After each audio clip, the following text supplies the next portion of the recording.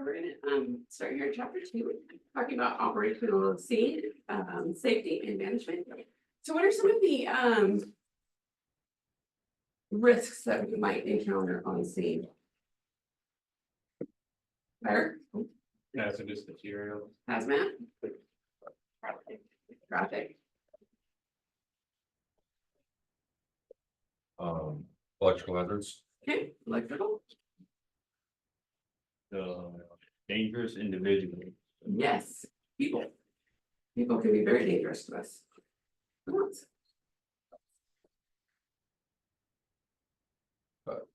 chemicals, hazmat, Maybe the weather, Weather, yeah. And what will the weather do to us? you know, if it's snowing or. Raining too hard, it could impede a vision and create other hazards. Time of day. Time of day? And how does that impact us? Well, I mean, if it's later in the evening, we'd be driving directly into the sun. Or if it's at night, you know. It could be hard to see, even if with lights. Then, yeah, that and plus like. I saw said it was the weather. At the end of it, it's at night, it's heavy snow, that's. Something you gotta take into consideration.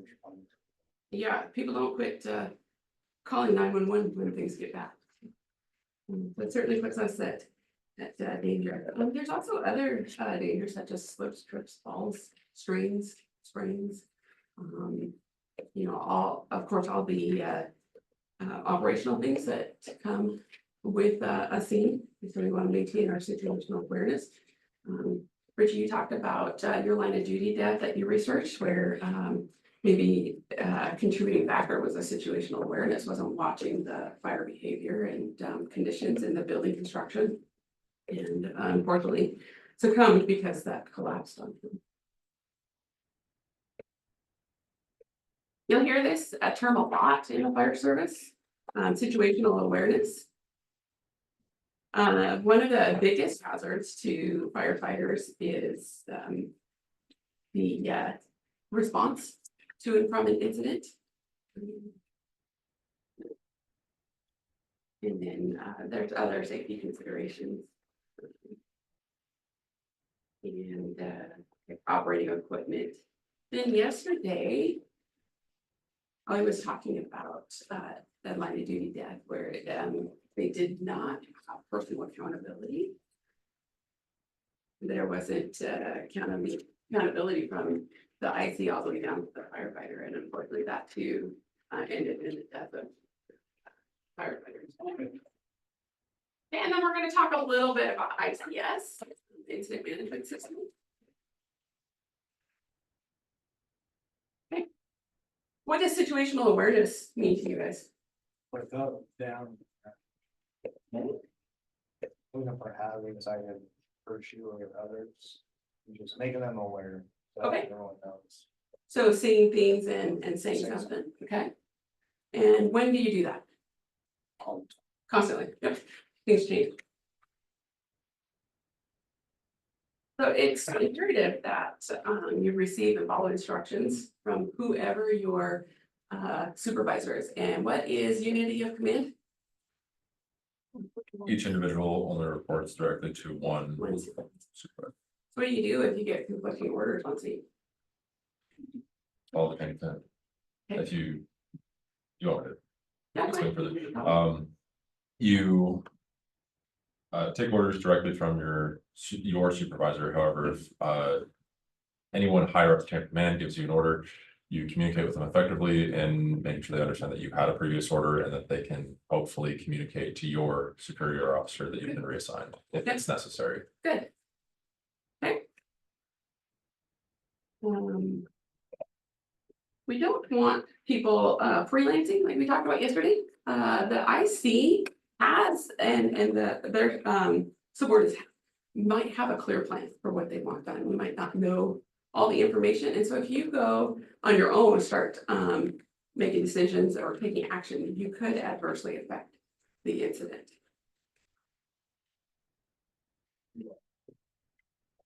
So, like you said, you're going to constantly be observing and reporting it when you see stuff, and then you also wanna see is what we're doing making a difference, and is it making it better, is it making it worse? So a good part of your situational awareness is that communication. Don't think because you're new to the fire service or new to this agency that you don't add value. Oftentimes you might see something that the IC doesn't or that your supervisor doesn't. So don't be afraid to speak up and say something. Story time, but I was a fairly new firefighter and I went on my first state mobilization, and we were in a pretty precarious situation. We were down in the Watts Canyon. We had fire around us, and those of you in the wildland world know that's that's not a good place to be. And so I was getting really anxious, but I didn't want to admit that I was scared. And I talked to my supervisor who was on the truck with me. I was like, I'm kind of nervous. He's like, I'm freaking out. I was like, oh. But anyway, so if you do see something, don't be afraid to bring it up. And it might be something that I saw this and your supervisor said, yeah, we assessed that situation and we have that information, but we're gonna proceed and this is why.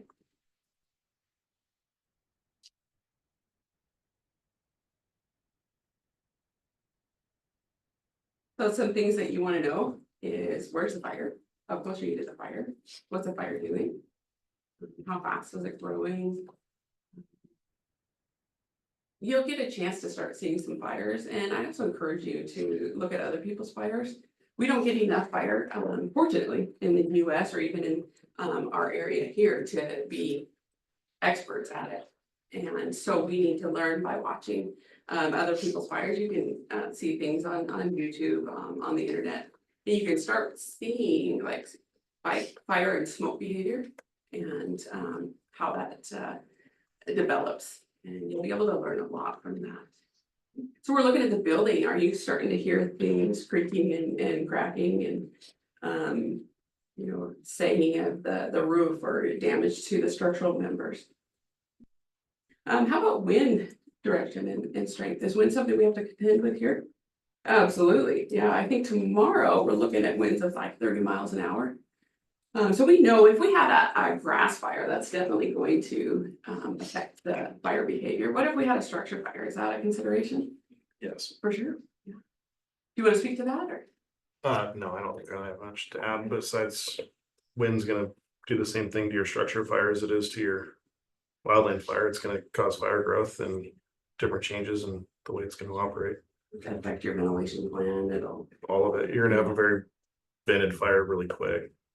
You potentially, you could have an increased risk to exposure fires. An exposure fire is something that isn't in the originally affected buildings that catches on fire due to that main fire. Okay, and then we're also looking at hazards that may have not been noticed during size up. We always have to be watching and observing. And sometimes when we arrive, what we see is not what we actually have. So we need to get a good picture of everything that's going on. How do you maintain situational awareness? Use your senses, all of them. Yeah, using your senses. Go ahead. Remain aware of everything that's changing. Watch for changing situations. Good. Don't become complacent. As soon as you respond to a routine fire is when you're going to get hurt. Why is that critical? Because someone can get really hurt or even worse, if people aren't like looking for hazards. Absolutely. I don't have it, so Yeah, I mean, this job can be dangerous, but through training and practice, we can reduce those risks. All right, how about responding in a fire apparatus? Seatbelt, always have your seatbelt on. We know that sometimes we have to take our seatbelt off when we're doing patient care, but if you're not actively in patient care, put your seatbelt on. Wear your seatbelt when you're in the engine. Our new engines are equipped with an alarm. that if you're not seatbelted or sitting properly in your seat, it goes off and it irritates the driver and everybody else in there. We'll go over this in EVIP, your driving, training, but just because you have lights and sirens does not mean that you can operate that, vehicle in a negligent or hazardous manner. You have to be mindful of the other people on the road and also know that people are distracted, so they may not hear your sirens or see your lights. And then also, sometimes people see the lights and hear the sirens and they panic a little bit, and so they react in a way we don't expect. So we always have to expect the unexpected and be ready to react to that. We will, when we go to a fire, we want to be ready to go, but that doesn't mean that you take off your seatbelt to get your SCBA on. The way we practice will make us faster. So the drills you guys are doing every day, donning your SCBA PDB is the way that we can make our job safer. Because we don't ever want you to unbuckle, because you never know when an accident is gonna happen. I don't think anybody who's ever been in a motor vehicle accident has known when that was gonna happen. Well, I'm gonna keep my seatbelt on because I'm gonna get in an accident in 4 minutes. We never know, so always anticipate that it could happen.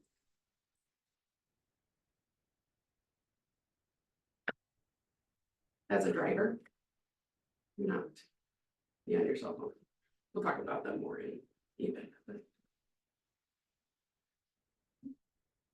Here's a way that they recommend that you mount and dismount the apparatus. That's actually a skill sheet in your firefighter 1 test. I printed those off for you guys. I'll get you copies today. So you want to face the apparatus and 3 points of contact.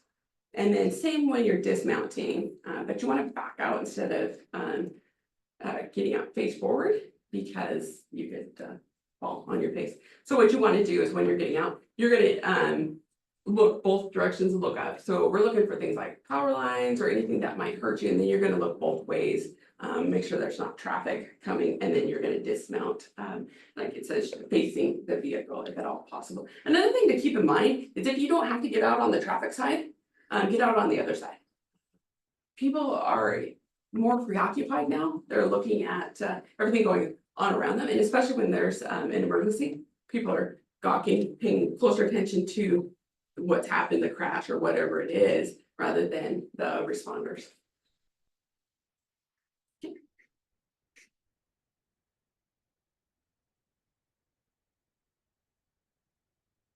All right, so in the vehicle, you're going to be exposed to hazards. One of them is going to be the noise. So we are exposed to sirens. Actually, they damage your hearing. The pumps. There's a lot of things that could damage your hearing. We do have the hearing protection on the type 1s, so put those on. It also allows you to communicate with each other in the cab. We try and do everything we can to make sure everything inside the cab is secure. But if there's an incident, it could, if anything that's not secure, it could fly out and strike somebody. Always the risk of an accident.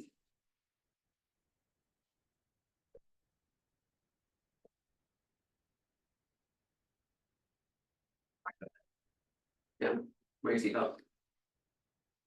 NFPA 1550. There might be some questions, but it seems like they like to ask questions about NFPA standards. Don't wear your helmet inside the cab.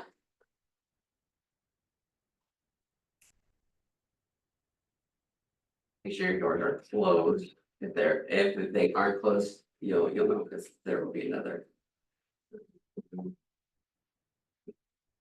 And never stand on or ride on the outside of a moving apparatus.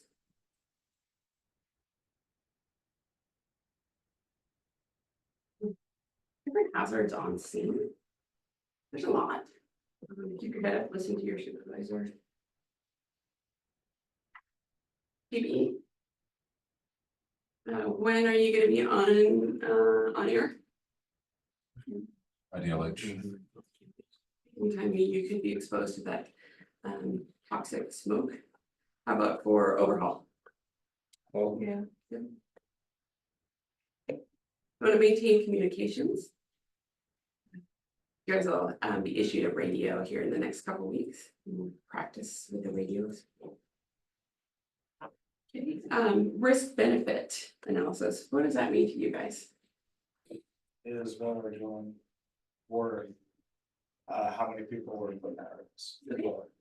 If there's no victims, why would they sign into companies into this house if this house is already gone? Like, Yes, there's that saying like risk a lot, save a lot, risk a little, save a little. right. Also, we have to look at it. Will our actions positively impact the incident? There are times when you look at a house and you're like, nope, that house is gone. We're gonna keep it here into this building. And it's kind of I think a gut punch because none of us sign up for this job to fail. And sometimes, just accepting that we're not gonna save it or save the life is a pretty difficult thing to come to terms with. They employ safe and effective tactics. Train, always train, keep training. Always work with another person. You do your initial assessment and an ongoing assessment. Wildland has one of their orders, fight fire safe, fight fire aggressively while providing first safety first. We can do that in structure fires too. A lot of times I think people confuse aggressive with unsafe.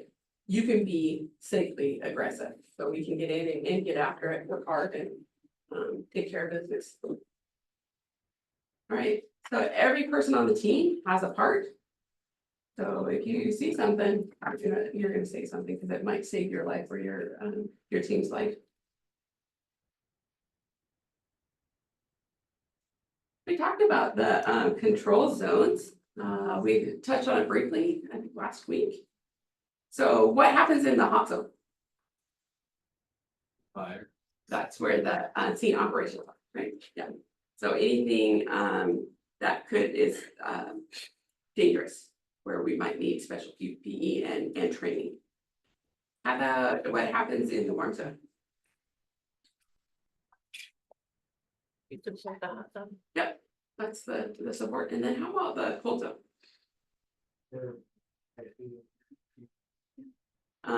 People that are associated with the incident, but don't need to be in the hot zone or the warm zone. So the IC will be there. Maybe the medical monitoring, rehab, media sometimes will be there. So goes on a little bit further to explain that. So hot zone, only trained personnel with proper PPE. And if you don't need to be in there, then don't be in there when you're clogging things up and making it a little confusing and chaotic. Warm zone, that's gonna be right outside the hot zone and then supporting the personnel. You should be in your PPE, ready to go just in case. And then the cold zone, like we talked. Instant fan, yeah, go ahead. Would RIT be inside the hot zone or the warm zone? Actually, potentially could be in the cold zone, but they'll cross over.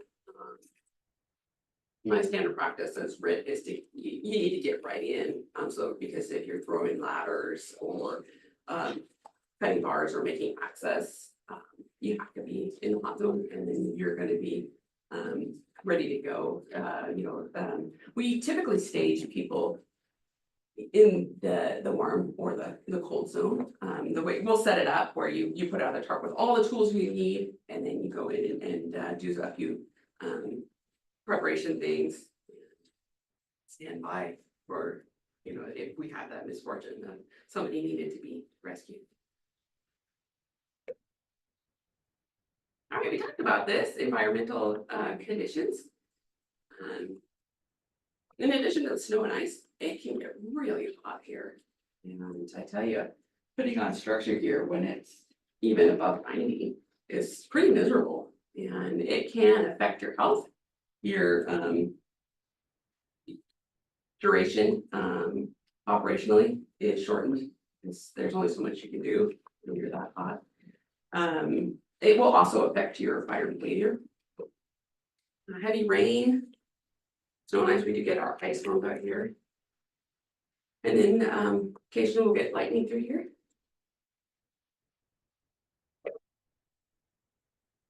Okay, I think we covered that pretty well. Does anybody have questions about the control zones? Where do you want to set up gross decon? That's a great question. Do you know the answer? I've always thought like right on the edge of the warm zone. You're kind of moving as you move into the cold zone, Yep. your decon as you come in.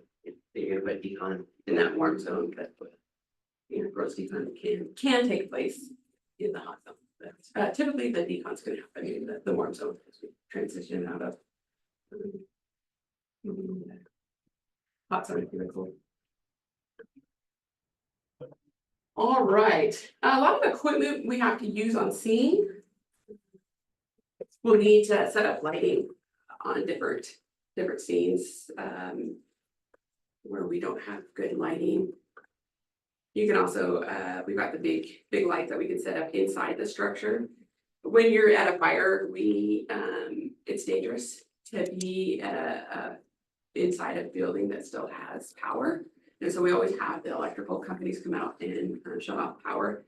While we're waiting, a lot of times we'll shut off the main breaker if we can, but there still is some risk to you. But of course, without electricity, it can be really dark in there, so we might have to set up some lights. You might need lights on like extrication scene, rescue, anything like that. And so you've got a couple different types. You've got portable lights, and that just means what it says, portable. You can take it with you, or fixed, which is mounted on an apparatus. Things we might use, we have lights, we've got generators, maybe some auxiliary equipment.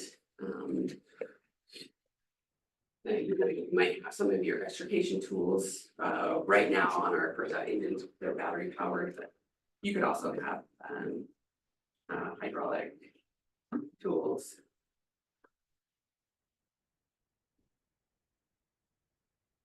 So different types of lighting. You can have some that operate with a battery, or some that operate with power cords. Just know that they have their advantages and disadvantages. We use generators. We have some portable generators, and we have some that are fixed or built into the apparatus. Gas, diesel, propane, hydraulic. Some are powered off the PTO.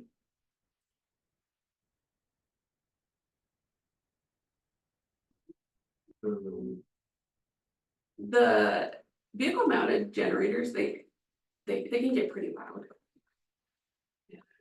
They're also exposed to the exhaust. Limited power supply, and you can't take it with you.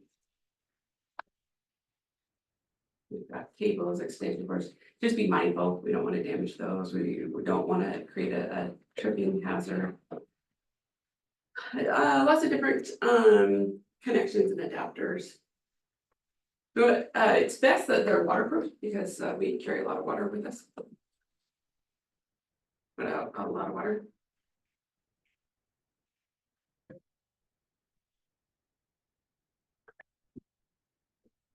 These are all some limitations. I think some of them are pretty common sense. You rely on the battery life. The low limitations. We switched out from the gas-powered fans, then now the battery-powered fans. Anybody know about how much time we have on the PPV fan with one battery? 40 minutes, 45 minutes. About that. Which hopefully you'll have accomplished your goal, but on extended operations, that might not be sufficient. So just know your equipment, know its limitations. Here's a note, don't use your portable generator in an enclosed, space, because it does, off-gas carbon monoxide, which, as we have learned, is very dangerous to us. You wanna wear your hearing protection. It can be really loud, and so it can interfere with communication, so you're gonna have to move away from it, so. It says here you're not supposed to put power cords in water. Seems like a pretty good idea. Don't Clark Griswold it. You guys have all seen Christmas Vacation. Oh, no, that's gonna be homework. You guys have to. So I'll find a picture. He's got plugins to plugins to plugins, and that's not safe.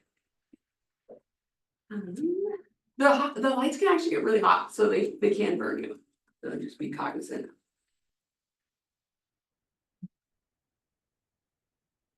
If you're, I think I'm gonna touch on this, but if you're working on the roadway, you might have to shut down your headlights because it can create a safety hazard for oncoming traffic. Some of our lights are really bright and becomes an actual danger to the other people on the road, which in turn can be a danger to us. Okay. We're gonna talk about the pass systems. We're halfway through this. Take a quick break. We'll pick up at 9:45.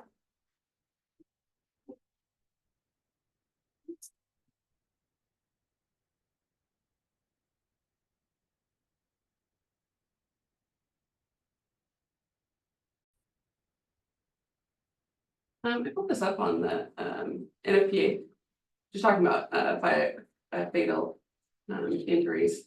We also look at non-fatal injuries, but one of the most significant is vehicle response. And if you look in here, in the non-fire emergency, it was I think about half of them were killed when they were struck by a vehicle. You can see this is a really dangerous part of our job, so we want to be careful. On the fire ground, they incorporated sudden cardiac arrest. Is on those, the ones that died. It's always pretty impressive when you read all the firefighter fatalities that we get from chief. That you see how many of them are struck by vehicles or struck by their own apparatus. Yeah, how heartbreaking. So one of our things that we do here, you will always use a backer. When backing an apparatus, and I don't care if it's you're backing 3 feet or 20 feet or 500 feet, you use a backer. I don't think any of them that were struck anticipated that was going to happen. All right, we'll resume. Talk about our personal accountability systems. This is a way we can track personnel. I thought your presentation yesterday, Ellie, was very timely and pertinent, because it didn't sound like they had any accountability on that scene. So you guys all have your passports. We're gonna start using those regularly. I'm gonna get a command board so you guys can visit, tag in and tag out. You have your passport pics. There's a couple different ways of accountability. So we have our passport, and it has the name of everybody on that crew, and then the company officer will give it to the incident commander. And in our system, I've showed you guys before, but I'll just kind of show you. I'll take the passport and then I'll put it on my board. This board helps me keep track of who's doing what and where they are. So I might have fire attack, and I've got engine 1413 there, and then I've got 1412 as backup, and then I've got 1714 is doing RIT, and then over here maybe I've got another company doing search, and then here I've got a company out in for rehab. And then if I move this company out fire attack, I pull them and put them wherever I've reassigned them. So maybe I've reassigned them to standby, and so I'll put them here, and then I've moved up 1714 into fire attack, and then I put their board there. This is a way that I can keep track of who's doing what, and I'll even put notes on maybe fire attack is in the the Alpha Bravo corner, or wherever I have them working, or maybe they're on floor 2. And so it gives me a way, if something happens, then I know where to send the RID to help them out. Make sense? Any questions on that? Just make sure that you have your passports and you've tagged in.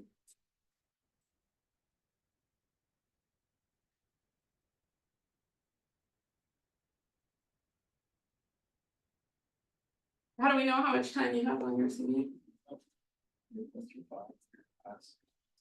Yeah, so you're watching your air? Yeah, And so going into a fire, do you know how much time you have to perform the task? A third of that. Or- Sorry.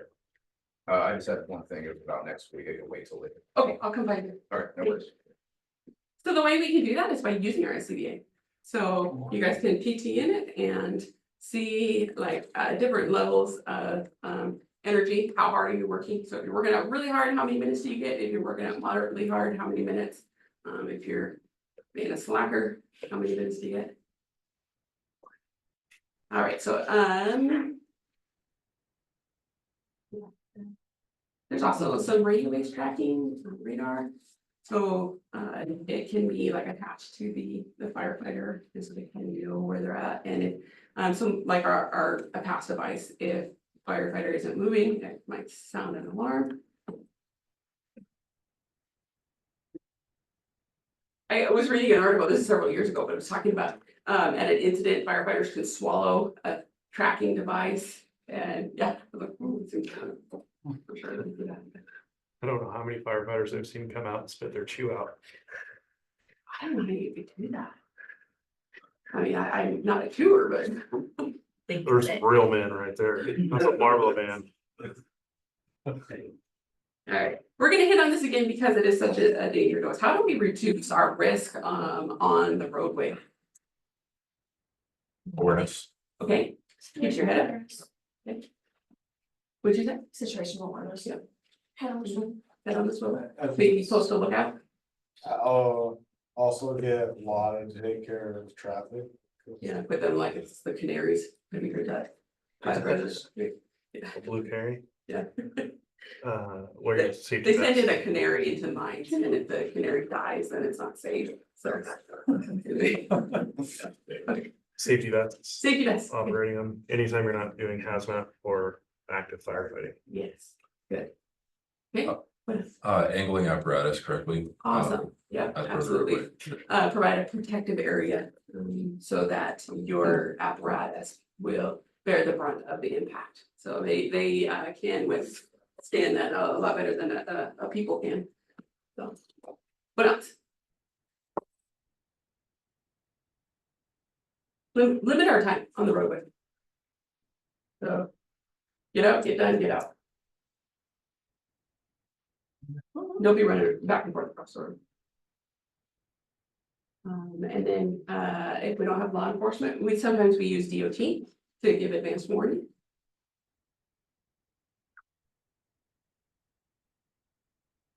Yeah, just keep your head up. Sometimes we have fires along the roadways, interstate, and there's traffic moving pretty quickly.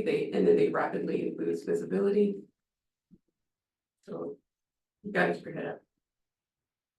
Didn't a state patrol officer die this year because he was like on the side, someone just.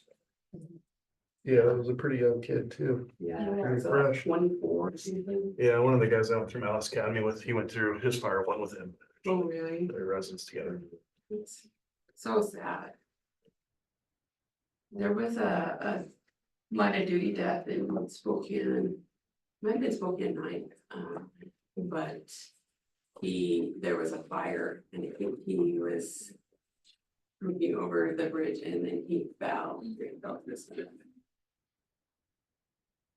Use adequate lighting. I'm just looking at one really.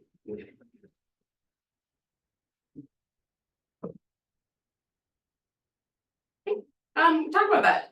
If your lights are bright and you're facing oncoming traffic, that can create a hazard, so be mindful of that. You might have to turn them off. We talked about the mounting and dismounting. Dismount on the side away from traffic if possible. Don't put yourself in a position where you have to be crossing over the interstate. And don't be complacent. I put myself in a bad situation. It was on the freeway that goes through Yakima. I was down outside of Union Gap, and we didn't have really good information where the accident was, so we ended up parking on the opposite side, and it wasn't, I was focused on patient care. I started to cross the highway and the car zipped past me, and that was one of the closest times I've ever come to death, because it would absolutely would smush me. But you know, it kind of gave me that sick to my stomach feeling when I thought about it, like I could die because I wasn't paying attention. I got focused and it wasn't seeing the whole picture. Unfortunately, there's a lot of distracted or impaired drivers. As you guys are doing this job more, you will see people are under the influence of something at all hours of the day. My daughter works up in Yakima. She said that they responded to a DUI accident and it was 7:30 in the morning. It's like, what are you doing? It's amazing how many drivers are under the influence.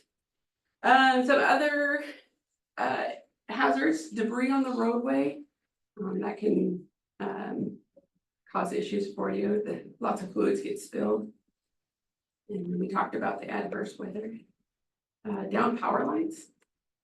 Don't go near them until we are certain they are deactivated.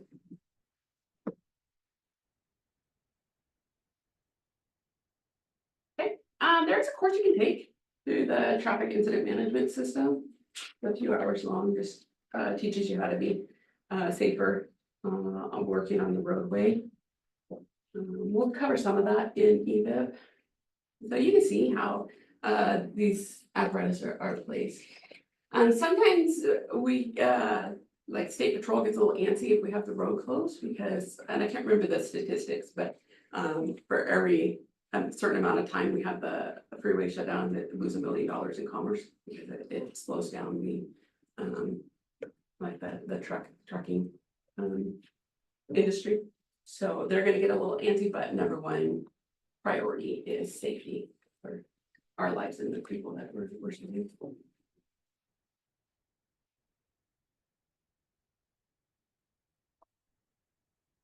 Okay, what is one of your roles in traffic control management? Situational awareness. Communicate with law enforcement. With that, Communicate with law enforcement. Managing the lights on your apparatus. apparatus placement. We might have to shut down a lane in order to work safely. Placing cones or flashers or Good. whatever you have. Advanced warning. What are some of the highway or roadway hazards in our area that you guys might encounter? The freeway between I-82 between what, 98 and 103, is that our freeway? Yeah, we cover just past 96 all the way up to the 104. So we got a big chunk out there. We've got a lot of changing speed limits. 224 is up to it as a 55 still. Yeah. It's a 2-lane. That's a pretty dark road at night. We've got quite a few intersections. They're pretty busy. Our roads are getting smaller with a lot of heavier traffic too. Yes, we're growing so rapidly and our roads can't always keep up with that. So we're getting high amounts of traffic on roads that weren't built to accommodate that. And, you know, so we'll have some people that are getting impatient, working on getting some roundabouts in, working on getting some more lights. But you'll see a lot of traffic, even down by station 430. That intersection can be a little swirly, especially at like the end of business day. I'm trying to get across because that traffic's coming from Benton City is coming in at 55 miles an hour. And so trying to get across there can be pretty dangerous. I've been on a fatality there. Yeah. Another one's pretty unique is right in front of 410. That's a blind corner, and that's the Hanford 500. Going Yeah. through there early in the morning, so that's a nighttime 80% of the year. You're responding The there. Hanford 500 is all the traffic trying to get out of Hanford and home. I've personally watched people jump across that, and they take canal behind 410 to Twin Bridges, and they're going about 55 down that road. Whew. On that canal road. Yeah. No, in there. just to get in front of me by like a car length. Another hazard we have is blowing dust. You can get a good dust storm. Pick that limits um, your visibility. Tumbleweeds. We also have some farming equipment on our roadways. Trying to think what else. Good. Animals. Animals. I was coming home like, it was like 1, 2 o'clock in the morning, over from the west side, real late at night. And I was taking the exit, I forget the names because I'm really bad with names, but I was taking the exit off the highway coming into town. I live over in Richland, so then you go around the loop to come back down through, right in between Queens Gate and Keene, is it? And I was coming around the corner and there's a pack of coyotes. Oh, They're just yeah. about to cross the road and I almost whacked them, so Yeah. So scared you were, you think they were like, oh my gosh, they're telling their buddies about what just happened. probably pretty. It's almost done. We have the 82, 182 interchange up here, at that loop around, we get a lot of incidents up there. So. One that we will go out frequently, so we get rollovers. Rollovers are fairly common out there, people are just coming around too fast, and then we also get fires out there. Where? The 82, 182 Oh, interchange, yeah, over there. We have the racetrack too. We do have a racetrack. Yeah. We're gonna talk about the incident management system. You guys have all had your 100 at least. Most of you have had 200, some of you are working on it. Why do we use incident management system? It standardizes expectations on an emergency scene. Yeah, absolutely. Standardization, everybody understands what we're doing and how it's gonna be done. Okay, common terminology, communications. We can use those from anywhere from a medical all the way up to like a mass casualty or a like a conflagration, big fires. You guys have the opportunity to participate in like a state mobilization. They are so good at the incident command system, and it's really fun to see it in place as it's supposed to be. So we're gonna come. It's strategy, tactics, organizational procedures.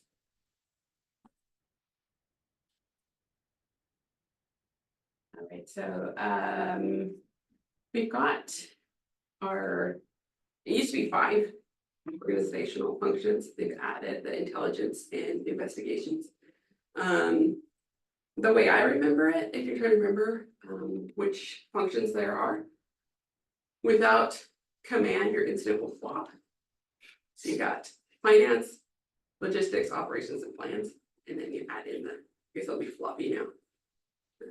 In the intelligence and investigations, and each one is responsible for a different part. So it gives us proper span of control, which is what? Everyone, 5 to 7. 3 to 7 with optimal being 5. I give us standardized position titles, communications, and accountability. So you don't have to have all of the functions at an incident. You have a couple of them. All right, so what is a command responsible for?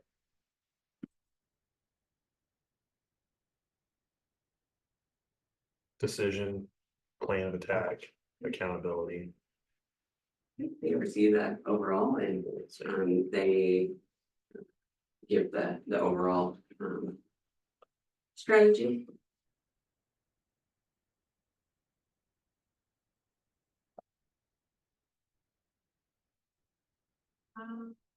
In command staff. In command staff, there's the IC, the information officer, safety officer, and a liaison.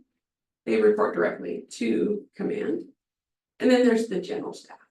And those are the ones that are responsible for those functions, the financial logistics, operations plans, and investigation.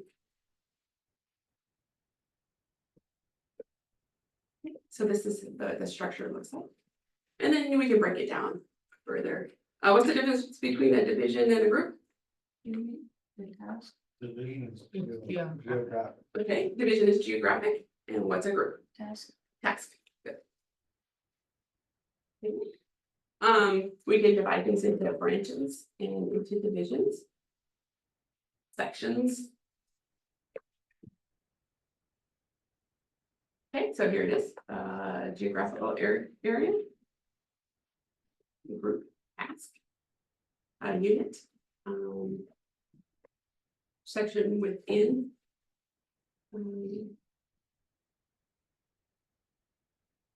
I'm sorry, my brain stopped working just now.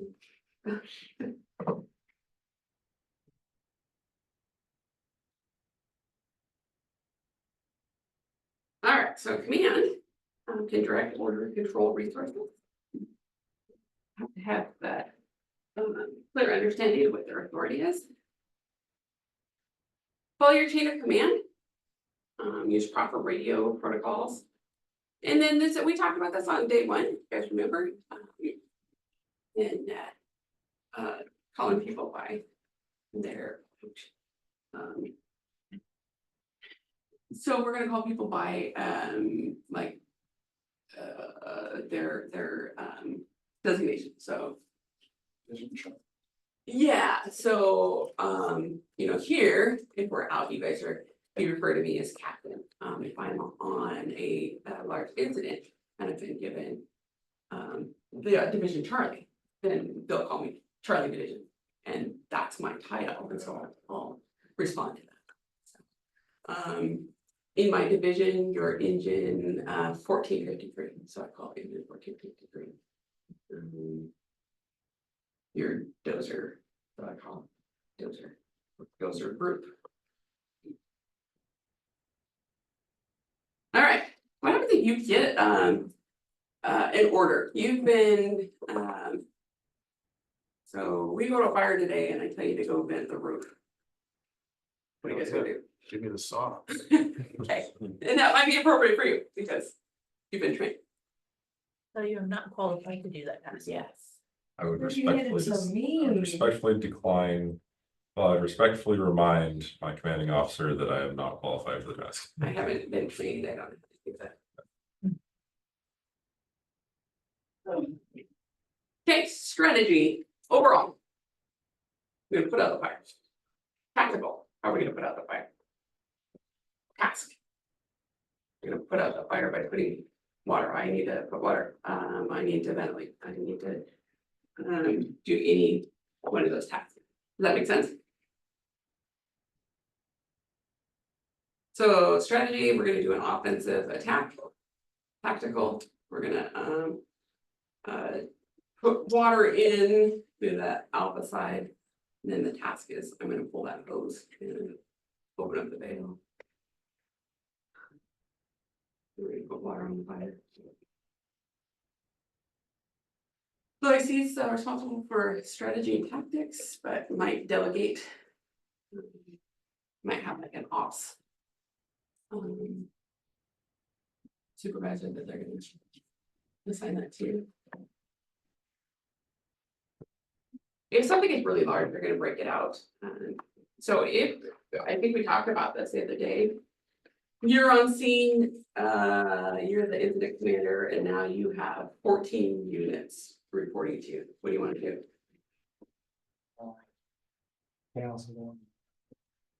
You need them all. You got 14 units responding. Can you divide your task? So maybe make somebody else take like tenders or something. Okay, so you could assign a tender group. Yeah, you need to assign divisions. I'm gonna break it down out into division. Alpha, Charlie, Zulu. Yeah. Divide out. Yeah, so I've got, as a IC.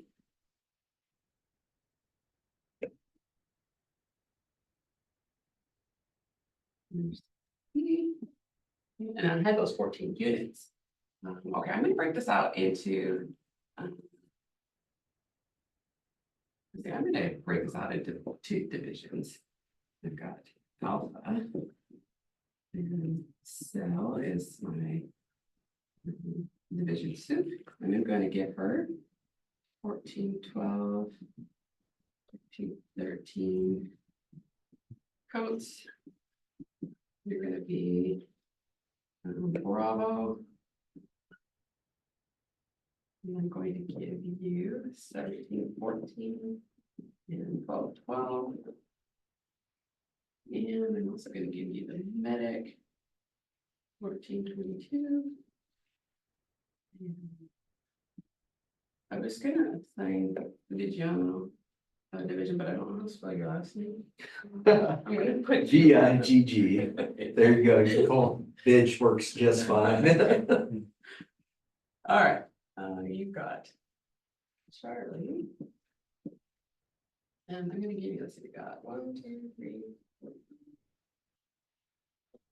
Give me 18, 14.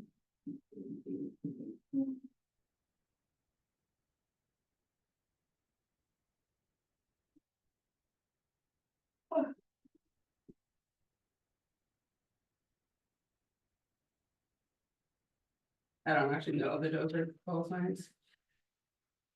Dozer. So, okay, so now. You've got 2 units. You've got 3 units. You've got 3. And you've got. So, division or group? Division. Yeah, that's a trick question, because you don't actually know if I assigned you, like if I had assigned you ventilation, then this would be a group. If I said, you got these 2 units, I want you to take care of the alpha division. Oh, I guess it's not a trick question, because I already said you alpha. But here, you've got 3 dozers, so that's probably going to be a group, yeah. It's what we got, 3, 5, 8, 11. I've got 3 more units, so I'm gonna give them all to codes. Engine. Okay, now he said, I need 4 more engines for this task. Is he within his scope? No. Okay, so then what do we need to do? Provide. We're gonna divide it further. Yep. Okay, so once you hit your span of control, then we break it down further. And if that gets bigger, then we expand and break those down further. Okay, make sense? Okay. Who reports to IC? Each division leader. With that? Each division leader. I guess I meant in a broader sense.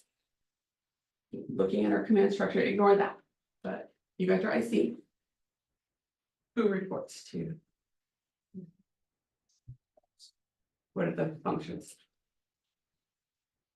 Without IC, your incident will flop. Operations planning, logistics and finance. So you're gonna have your operational report too. Finance, logistics, ops, planning, investigation and intelligence. Not falling into those functions, what are the other ones that report directly to command? Safety. Both, Liaison. the liaison, What is the? the liaison, Yeah. good question, we'll cover that here in just a second. There you go. So safety PIO and liaison. So the liaison is the person that works between the incident commander and maybe other entities. So sometimes like on these big incidents, maybe there's some landowners that are affected. So we'll have the liaison is the one that works with the landowners and then reports back that information to the incident commander. And then the incident commander says, okay, let the landowners know that we're doing this. Maybe there is an industry that's affected. So we need somebody that's going to communicate between the IC and the industry. Maybe the schools. Okay, so we'll have maybe the superintendent reports or communicates with the liaison, and the liaison goes back to the IC. So a school district says, these are our needs. The liaison goes back to IC, these are the needs, and then IC in turn is like, hey, but we need this from the school, or this is what's gonna happen. All right, OSHA requires appointment of safety officer at hazmat incidents. We're gonna have a safety officer just about any hostile incident, as we call it. That could be structure fires, we wanna appoint safety, maybe, let's see, MCI,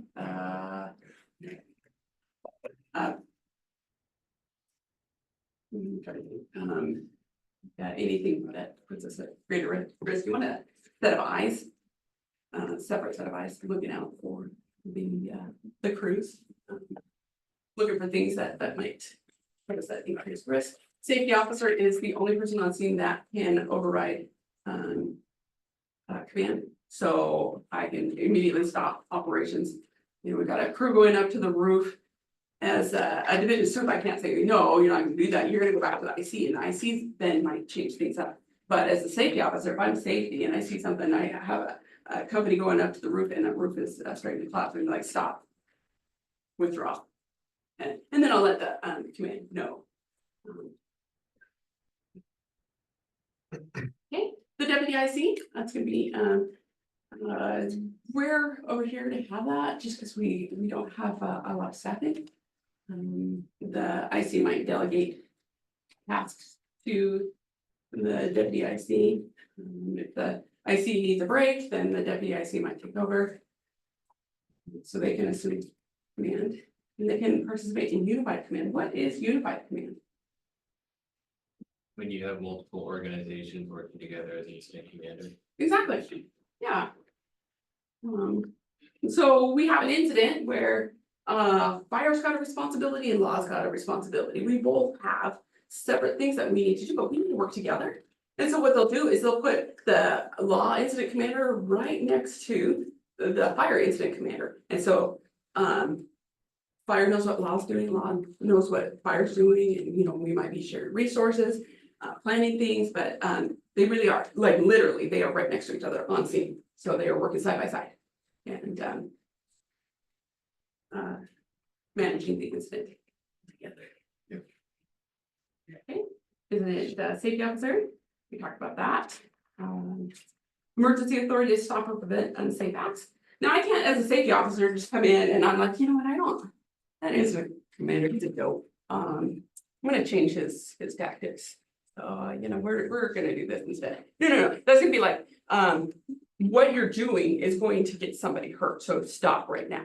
Or I see something that's gonna hurt you, so you need to stop and withdraw or change tactics. You know, I can also, if I see things, I'll come back and I'll say, hey, to the IC, I'm like, this is what I'm seeing, this is what's happening. And then the IC can use that information to maybe adjust strategy or tactics based on that. Okay, so is it safety officer? These are all things that they need to do. I get a briefing from the IC, review IAPs, identify hazardous situations, monitor incident safety, maintain communications. And then I'm gonna let IC know if there's some deviations from safety. I talked about that, suspend or terminate any unsafe activity, and then safety briefings. And that's not all of these you do on every incident. This is gonna be maybe an expanding incident. I'm on the incident management team here for the region. My job on the incident management team is the safety officer. And so I do a bunch of different things. Like I look at the IAPs and the IC will come to me. We have lots of meetings all day. And he said, this is my plan for the next operational period. I look at it, I'm like, yes, that's safe. Or I can say, okay, if you're gonna do that, you're gonna need these resources. So I might recommend, okay, we're gonna need a line medic, or we're gonna need some air support or whatever it is. So you look at the plan and how can we safely mitigate it. We also do things like, yeah, this poses some danger to the crews, but it's a calculated risk. We give them the tools they need to make it safer. And then if we feel it's safe enough, then we move forward with a plan. Also go out in the field, watch the crews, see what they're doing, see if anything's developing, changing. And then also the safety briefing, so, have you guys seen an IAP? I think a lot of you have, I'll find one and I'll show you guys, a formal IAP. The IAP is an action plan. You can have a formal IAP, which is a written document, but you can also have an informal IAP. Like on an incident that's only gonna last a few hours. The incident commander has formulated that. They might have sketched it out on a piece of paper, they might have it in their brain, but this is our incident action plan. I'm gonna do a safety briefing on these large incidents. I get up in the morning, at the morning briefing, and I say, these are our safety issues. This is what you need to be aware of. There is the potential that we respond to criminal or terrorist activities. So be alert for secondary devices. You're like, that looks weird. I mean, don't touch it. My little brother is a Marine. His job, when he was in Iraq, while he was on patrol, saw something out of the corner of his eye, cut it open. It was a bag, cut it open, and it was an IED in it, so. He was okay, and his company was okay. I guess maybe as a Marine, he should, but as firefighters, we shouldn't touch this. Wear your PPE. We don't want a bunch of people moving through a crime scene. You guys will also see, like, when we have an infield death, law comes in and we want to limit the number of people. So sometimes not the whole crew goes in. If we're just going in to confirm it, we don't want the entire crew to go in. Maybe we'll send a medic, or maybe we'll send a medic and an officer as one of our captains or lieutenants. But we don't want everybody in and out because that can disrupt the evidence potentially. And not saying all of them are nefarious, but they investigate every out of hospital death here. Yeah, so we don't pick up any unauthorized material. Don't take pictures unless you're authorized to do so. So typically, we take pictures if it's pertinent to our care. But it's not really our role to take pictures of the criminal aspect. We're gonna defer that to the law enforcement. If we suspect a crime, we refer that to law enforcement. I mean, I've watched a lot of Law and Order, but I don't think I would be the right one to investigate. Okay, the PIO, sometimes referred to as the IO, the information officer, public information officer, put out information to the public. And usually that has to be approved by the IC because we don't want to put stuff out there that shouldn't be out there.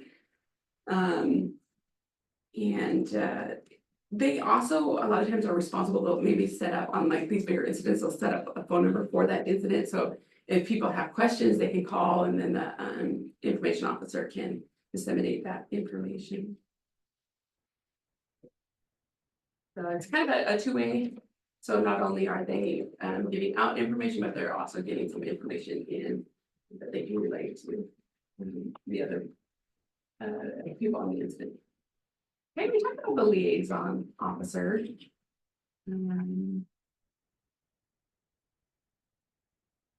It's not very often on our type 3, 4, and 5s that have a liaison officer sometimes, but maybe I need to work closely with utilities, and then I can ask my liaison officer to make that happen, but sometimes it might just be me. Okay, the incident command post. Can the incident command post move to different locations on scene? No, it's a fixed location and it has to be identified and established. Typically, like we said, it's in the cold zone, it's away from the incident. On these big incidents, a lot of times it's miles away from the actual fire or whatever the disaster is.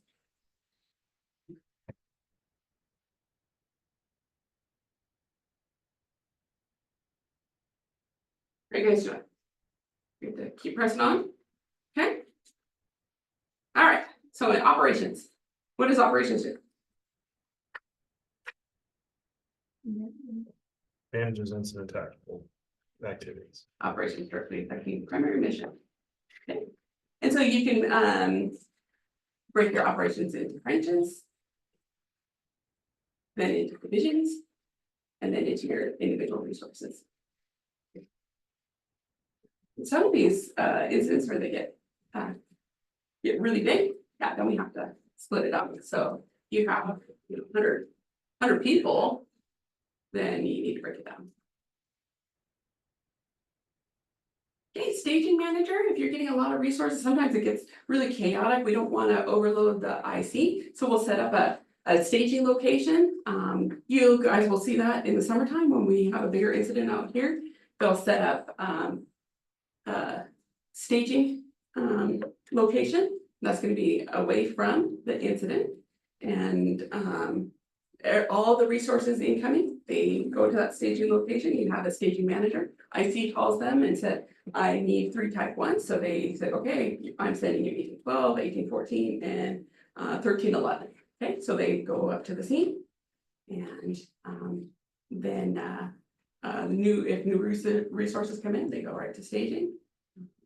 Let the staging manager know that they're there. Questions on that? Okay, planning section. They gather the information needed to make decisions. These are all assigned to the planning section. These are going to be really large incidents.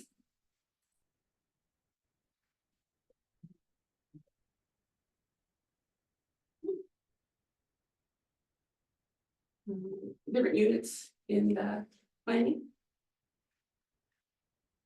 You have a resource unit leader, situation unit leader. You might need a depot unit leader. They're all things you can find there.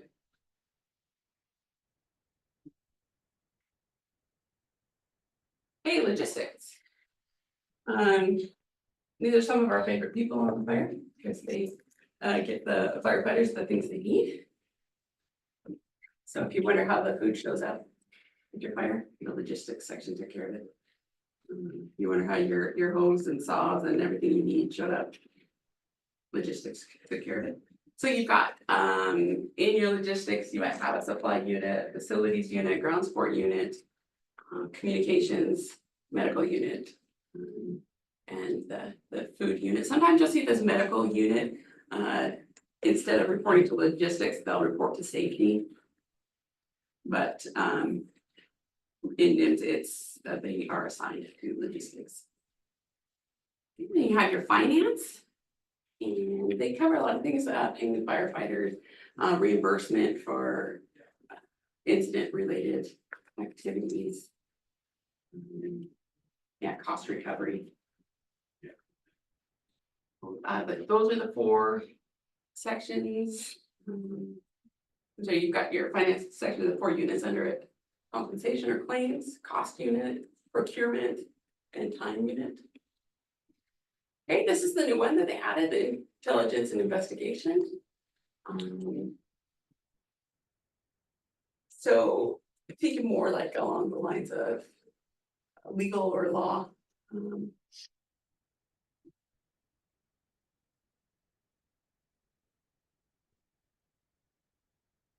Okay, when might we see an intelligence or investigation section?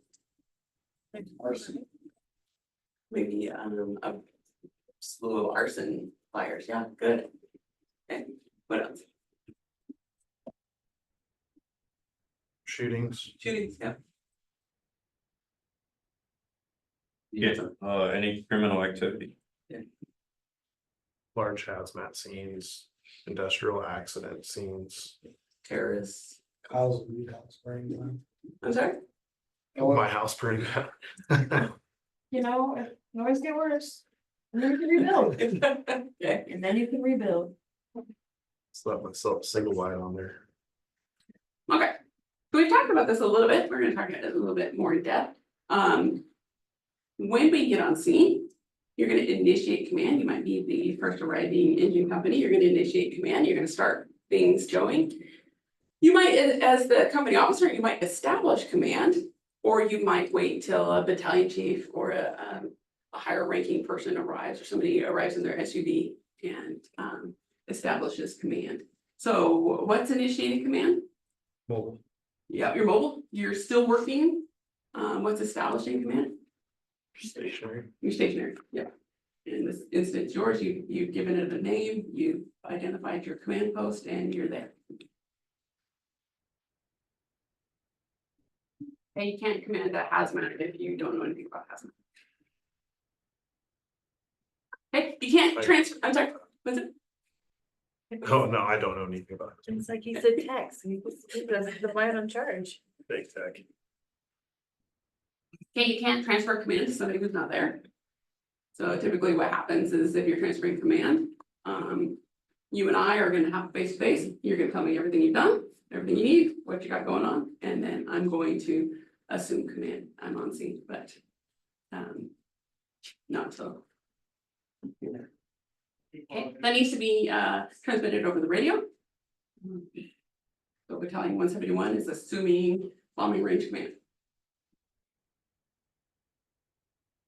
You're not gonna be like, it's yours, peace out. Dang it. Yeah. Okay, so you want that closed loop communication, so you're transferring command to me, you're like, okay, I've got engine 1714 is fire attack, engine 1412 is backup, I've got what 1812 is doing search and medic, 1222 is medical, and I'm gonna say, okay, so I understand, you've got medic 1222 as medic, you got 1714 as backup, and you're like, nope, it's 1714 is attack. So we're gonna make sure that we know where everything is. One of the most dangerous times is transfer command. Just a quick question, so like, in the wildland, there's IC training, like, on smaller fires, is that, like, do we do that on like our instance, do we have an IC training? When we can, but we are so short-staffed that unfortunately sometimes we don't get that opportunity. As we've grown, we've added like more day staff, so there might be that opportunity where, you know, chief can shadow, or Captain Bourgeois can shadow, or I can shadow, while somebody steps into that role.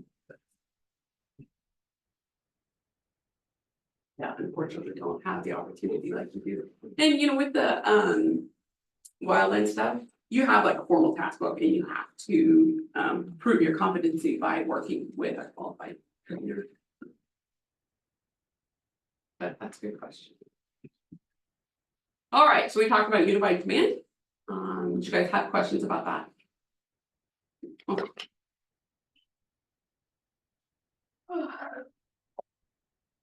Okay, so that we're gonna share information, share resources. When we work together, my priority might be different than Rob's priority. But we're gonna work together to accomplish our goals.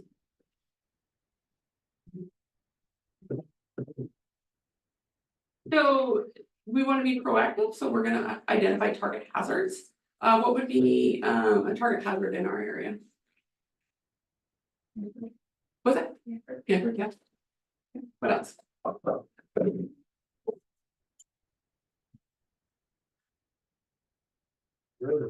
River? Yeah, good. Major roadways and intersections. We have some areas that we identify as having maybe an increased risk or an increased severity of that risk. So we know we're likely to have a lot of incidents on the roadways and the highway. We know that if we go to Hamper, that could be really bad, depending on the situation. We know if there's an incident at the school, that's gonna be, a big deal, so. So Teresa's dryer, wouldn't like brush fires and grass fires be a hazard? Yes, yeah, It's so like identify, dry terrain. yeah, you might identify certain areas that are susceptible to fire. Out in West Benton, in District Two, they, have identified up on the rattlesnake. There is, it's a target area because there's a high risk of the fire expanding, rapidly and covering a large area. So what they do is they go out ahead and they, as part of their dozer training, they put in control lines. And so if we do have a fire, it'll hopefully stop it at that dozer line. So, they prepare ahead of time. We've worked with people on what we call the wildland urban interface. So people who live out in areas where if they had a fire, it would run up and threaten their home. So we identify those as target areas, and then we teach them how to prepare their home by creating a defensible space, putting in clearing out brush, or maybe putting in a green lawn, or whatever we need to do to reduce their risk should something happen. All right, so we do in our area, we do pre-fire plans. And so we go into our commercial buildings and we look at the building, the layout. We look at the specific hazards in it. We also look at access issues. We look at where the hydrants are. Maybe they have specific hazards in the building. Maybe they have certain chemicals that we have to be aware of. Or maybe there's the building construction is one that gives different dangers to us. So and then we have that in our iSpot. And so the incident commander can just pull it up and like, okay, let's see, we have this 1,400 square feet. We've got a hydrant here. They house this. If I have a fire this size, I need this much water. And right then about how you're going to attack that. So knowing ahead can really help us mitigate some of those risks. It also helps establish good relationships. So we see about 10% of our population on emergencies. And so we want to reach out and impact the other 90% in a positive way. And so we can, we have a really great relationship with many of the business owners here. We have a great working relationship with Mr. Crowder, who manages the Barker Ranch. Got some great working relationships with some of the business owners. And so, we can call them up and like, hey, we need this, or they can call us and, hey, can you do this for us? And we've already established those relationships. Okay, who assumes command at an incident? First arriving unit. Or assumes command, that'd be the highest ranking person. All right. Typically, it's gonna be the highest ranking, and it's gonna be somebody who can focus solely on incident command. And it is somebody who has to have some experience. I certainly wouldn't want to put you guys in the role of commanding a fire, or even, an MDA. Okay, what are some recent incidents that require unified command? You think the hurricanes in Florida? Yes, definitely. Good.